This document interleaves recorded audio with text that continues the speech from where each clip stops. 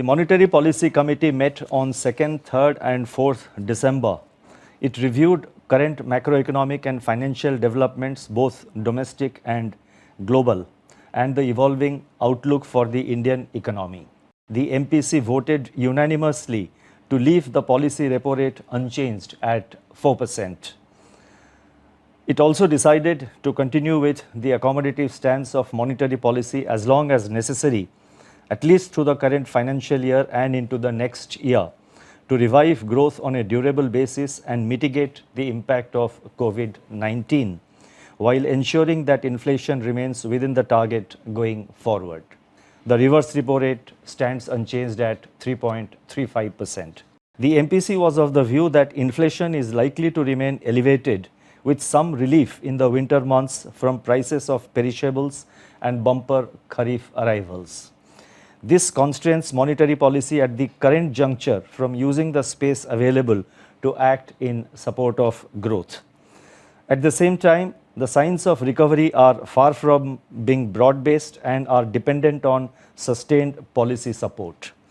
A small window is available for proactive supply management strategies to break the inflation spiral being fueled by supply chain disruptions, excessive margins and indirect taxes.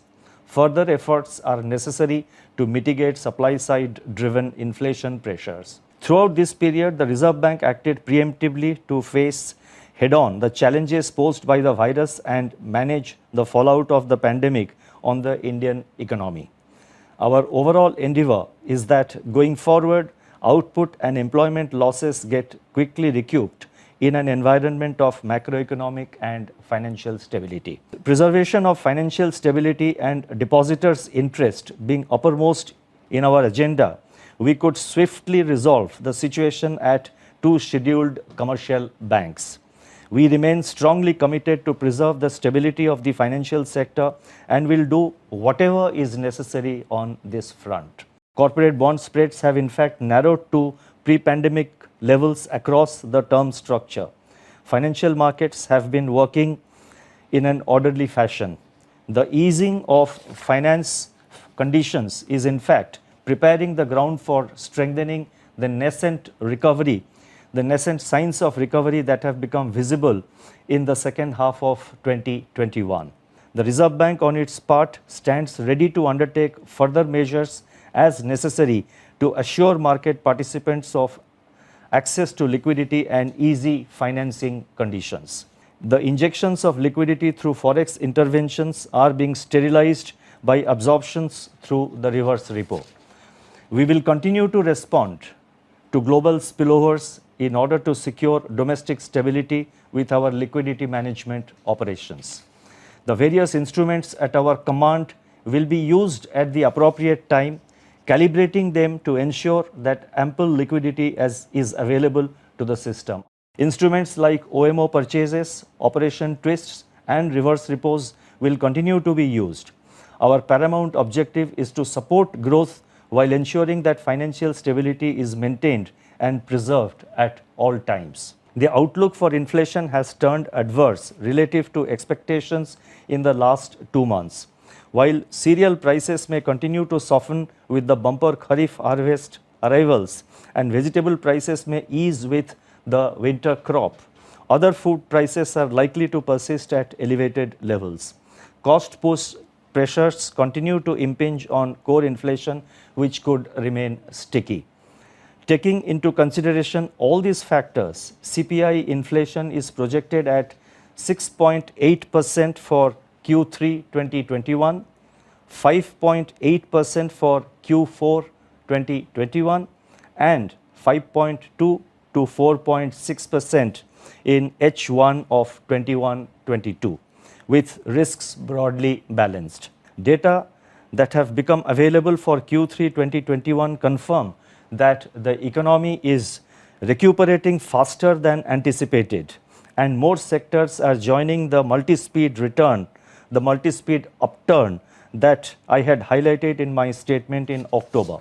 The recovery in rural demand is expected to strengthen further, while urban demand is gaining momentum as unlocking spurs activity and employment, especially for the labor displaced by COVID-19.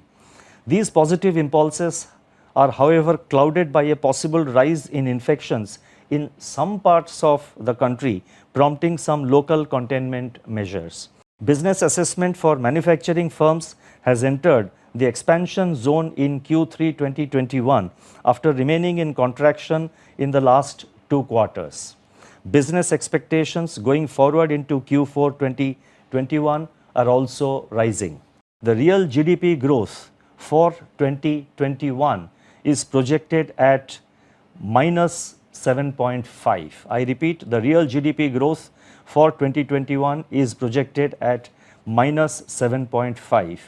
And the breakup would be as follows. The first 2 quarters are already known, and for Q3 we are projecting plus 0.1%, and for Q4 we are projecting plus 0.7% in as I said, in the Q4. So in other words, the H2 is expected to show positive growth, and the projection for the H1 of next year, that is 2021, is projected at 21.9% to 6.5%.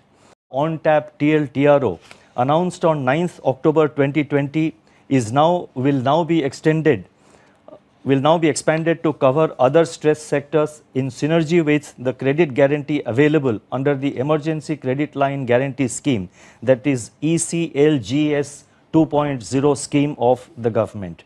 This will encourage banks to extend credit support to stressed sectors at lower cost. Commercial and cooperative banks will retain the profits earned in 2019-20 and not make any dividend payout from the profits pertaining to the financial year 19-20. The following measures are being announced today. These pertain to: number 1, introduction of risk-based internal audit in large UCBs and NBFCs, and number 2, harmonization of guidelines on the appointment of statutory auditors for commercial banks, urban cooperative banks and NBFCs to improve the quality of financial reporting. We propose to issue Reserve Bank of India Digital Payment Security Control Directions for the regulated entities. These directions will contain requirements for robust governance, implementation and monitoring of certain minimum standards on common security controls for channels like internet and mobile banking, card payments, a view to enhancing the efficacy of grievance redressal mechanism in banks. It has been decided to put in place a comprehensive framework comprising inter alia enhanced disclosures on customer complaints, monetary disincentives in the form of recovery of cost of redress of complaints, that is especially if there is no redress or if there is delayed redress, there will be a scheme of system of disincentives so far as the regulated entities are concerned. The RTGS system will soon be made 24/7 in the next few days, and this was announced in the last MPC.